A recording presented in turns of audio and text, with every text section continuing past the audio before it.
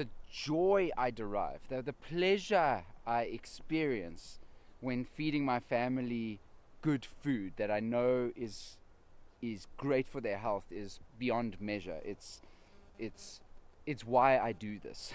It is one of the foundational reasons why I got into farming.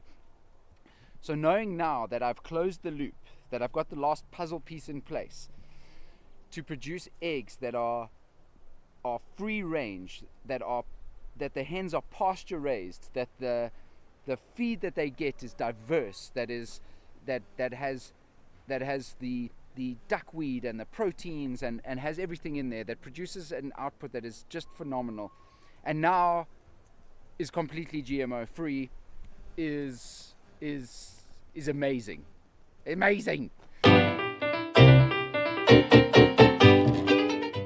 Yeah, but super chuffed. We've found someone now who can supply us non-GMO feed for the chickens at quantities that we can handle. So up to this point, we've been feeding the chickens as varied a diet as we can within the bounds of maintaining production. So, we've been using a more commercial chicken layer mash feed, and unfortunately, it's very, very, very difficult to find non-GMO corn in this country and around the world. So, we're not the only country that faces that challenge. I think corn has, in Michael Pollan's words, has farmed us as much as we've farmed it. It is the most prolific cultivar and species on the planet. It has more square kilometers of surface area that is dedicated to its propagation than any other species on the planet, and it's quite a thing. But it's only been able to get to those sort of levels through the big seed company, the Monsanto model, and unfortunately there it's pushed out any opportunity to get organic feed. So we've mitigated that by growing the duckweed and supplementing the feed for something that is truly organic and high protein. We obviously give kitchen scraps and any other feed we can give our chickens that they consume and enjoy. I even have my kids catching termites and bugs for them. And then of course they're free range, so they're getting a varied diet from pasture. They're picking at grasses and bugs that they find themselves.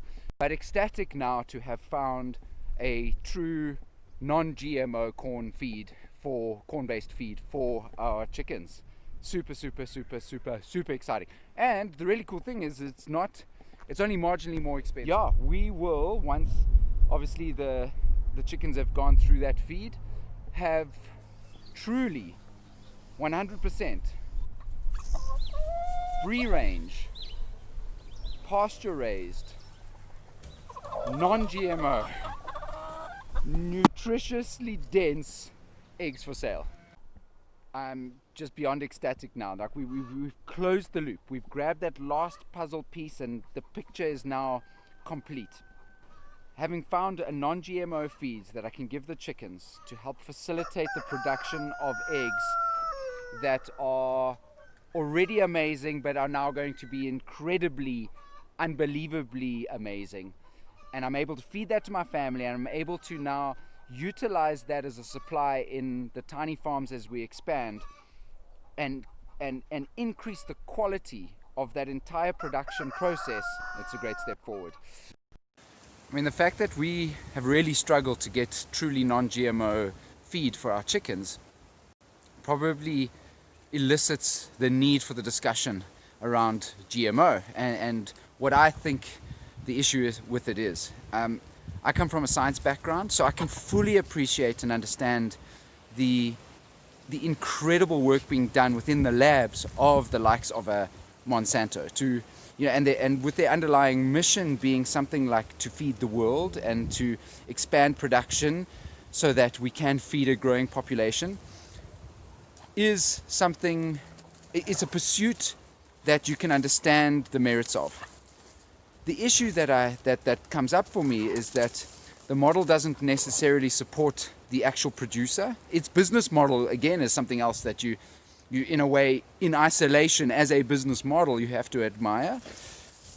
But my primary issue with GMO is less about the fact that it's genetically modified and that feels unnatural.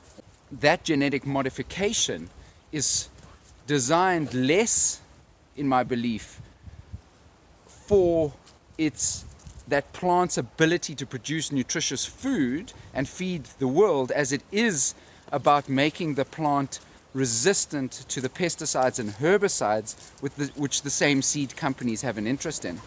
So the issue there is that this GMO seed is resistant to the herbicide and to the pesticides, which pretty much destroy any other living animals, insects, bacteria, anything good in that environment, and effectively destroys the land. There's obviously a major environmental concern that I have, but even putting that aside, what still rates higher for me as the fundamental issue is that residue of the poison that kills everything is on that corn, and then is either eaten by my chickens or is eaten by myself, with corn being so prolific. It's in pretty much everything these days.